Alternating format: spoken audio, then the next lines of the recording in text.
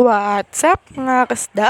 So, nung nakaraan nga pala, binigyan tayo ni Tito ng isda. Shoutout nga pala sa akin Tito. Ang inaalagaan niya nga pala ng isda yan, mga gapi. Kung gusto niyo nga pala bumili ng gapi, message lang niya account na yan. Iba't ibang klase nga pala ng gapi ang kanyang inaalagaan. Shoutout nga din pala sa kanyang kaibigan na si Kuya Nonok. Nag-aalaga nga din pala yan ng gapi. Iba't ibang klase nga din pala ng gapi ang kanyang inaalagaan. So, balik na nga pala tayo sa ating isda. Etong 2.5 gallons nga pala ay pinaglalagyan ko sa kanila. Hinati ko nga lang pala yun sa tatlo para magkasya. At ito na nga pala ang ating mga beta.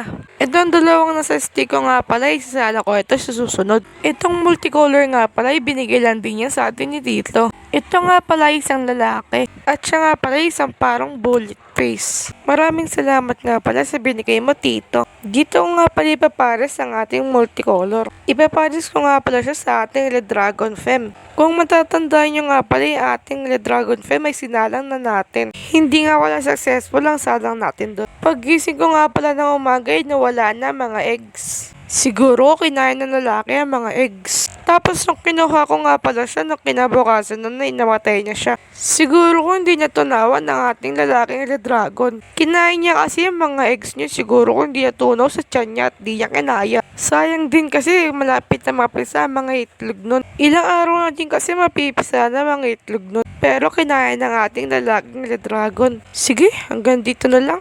Paalam!